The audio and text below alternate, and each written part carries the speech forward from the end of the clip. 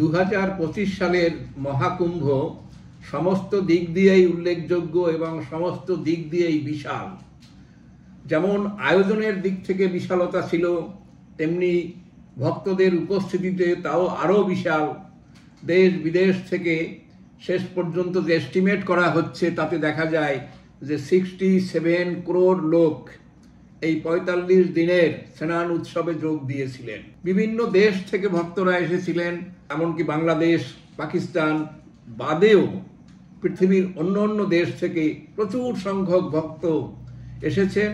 সাংবাদিক, উৎসাহী দর্শক বাদ দিলেও তাদের সংখ্যাটাও একটা বিশাল। নানান দিক থেকে প্রশ্ন উঠেছিল 6000 কোটি টাকা খরচ করে এরকম একটা উৎসব করার কোনো মানে আছে কি, কিন্তু পরে দেখা গেল সরকারি বাজেট ছিল 7500 কোটি টাকার।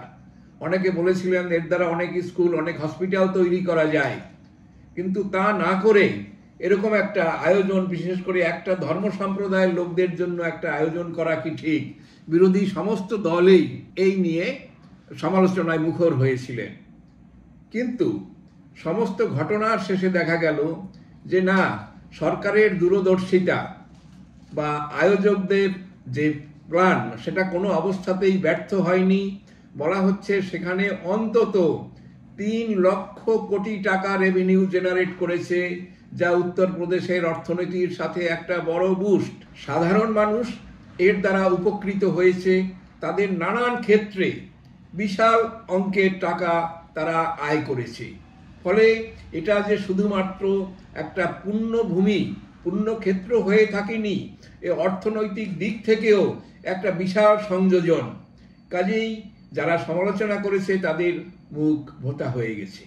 হ্যাঁ, নিঃসন্দেহে কিছু কিছু ক্ষেত্রে সামান্য ত্রুটি হয়েছে, অঘটন ঘটেছে, বেশ কিছু প্রাণহানি হয়েছে, এবং প্রাণহানি সংখ্যা নয়, একটি প্রাণের হানিও সেখানে আয়োজকদের ত্রুটির একটা ইঙ্গিত নিঃসন্দেহেই।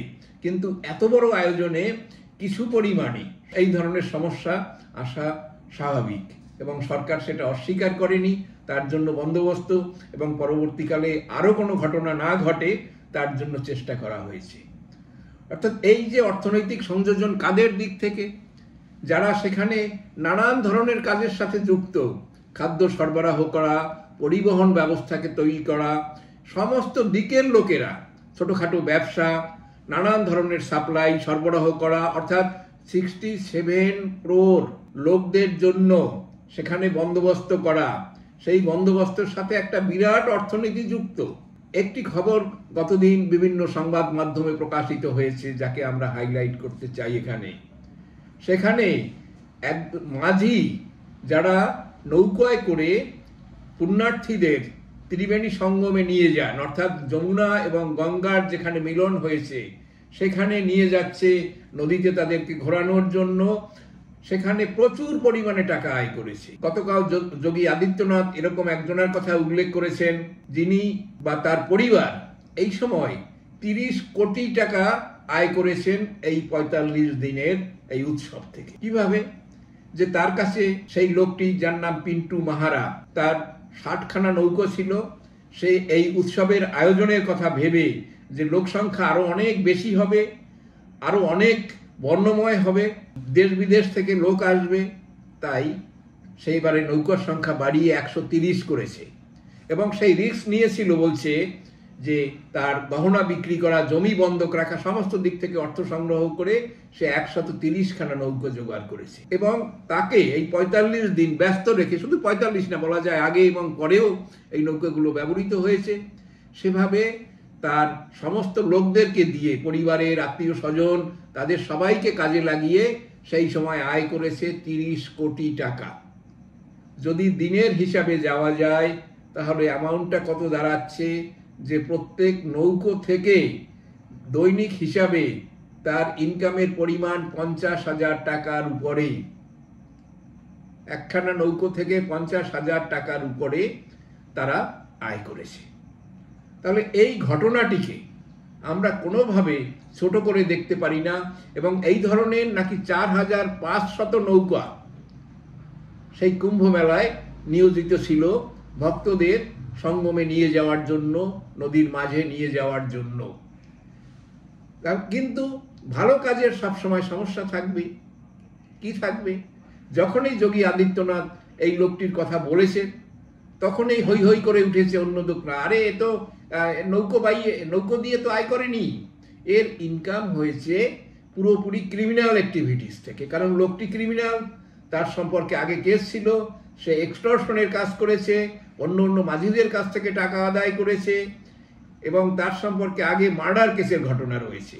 হ্যাঁ, এই ঘটনা জানা যাচ্ছে সংবাদ থেকে যে 2009 সালে একটি ডবল মার্ডার কেসে এই পিন্টু মাহারাকে জড়িত ছিল বা তার সম্পর্কে সন্দেহে তাকে অ্যারেস্ট করাও হয়েছিল, এবং সেই অ্যারেস্ট থেকে সে পরে অবশ্য জামিন পেয়েছে, সেখানে এখনো বিচার শেষ হয়নি। এছাড়াও আরও ছোটোখাটো কিছু কিছু কেসের কথা আসে। কিন্তু আমরা সেসব বিষয় নিয়ে না, সে যদি অপরাধী হয় অপরাধীর বিচার হোক, অবশ্যই বিচার হতে হবে, তাকে শাস্তি পেতে হবে, কিন্তু ঘটনা সেটা নয়। আমরা বলছি কুম্ভ মেলার অর্থনীতি নিয়ে, যে একটা ব্যাপকভাবে প্রয়াগরাজ এবং তার আশেপাশের গ্রাম শহর, এমনকি বেনারস শুধুমাত্র নয়, তার সেখানে অযোধ্যা, রাম মন্দির এবং অন্যান্য সংশ্লিষ্ট তীর্থস্থানগুলোতেও সেই সময় ভক্তরা যাতায়াত করেছেন। যারা দূর থেকে আসে, যেমন দক্ষিণ ভারতীয়রা, এমনকি পশ্চিমবঙ্গের কুম্ভ মেলায় স্নান করেই তারা ফিরে যাননি, সেই পবিত্র স্নানের সাথে তারা হিন্দুর পবিত্র তীর্থস্থানগুলো তারা ভ্রমণ করেছেন। ফলে শুধুমাত্র প্রয়াগরাজ নয়, এর আশেপাশের যে আমাদের সংশ্লিষ্ট যে তীর্থস্থানগুলো, সেখানেও প্রচুর পরিমাণ আর্থিক অ্যাক্টিভিটিস হয়েছে, মানুষরা আয় করতে পেরেছে এবং সেখানে সেই অর্থনীতি সচল হয়েছে। এই বিষয়টাকেও দেখতে হবে। অর্থাৎ শুধুমাত্র একটা হিন্দু ধর্মের একটা অনুষ্ঠান, তার মধ্যে হিন্দুরা বেনিফিটেড হয়েছে, তারা পুণ্য অর্জন করেছে, অন্য ধর্মের লোকদের কি হবে? এটি একটি রাজস্থানের লোক, তারা শুধু প্রয়াগরাজে, এটি একটি ধর্মনিরপেক্ষ দেশ, সেখানে কেবলমাত্র হিন্দুদের তীর্থের জন্যই এত বড় আয়োজন সরকার কেন করবে? কিন্তু সেই সমস্ত সমালোচকদের মুখ ভোতা করে দিয়ে দেখা গেছে যে শুধুমাত্র পুণ্য নয়, পুণ্যের সাথে যুক্ত হয়েছে আর্থিক অ্যাক্টিভিটিস, এবং তার দ্বারা সমস্ত অঞ্চলের অর্থনীতিতে যোগ হয়েছে 3 লক্ষ কোটি টাকা। এটা সাফল্যের আরো একটা বড় দিক।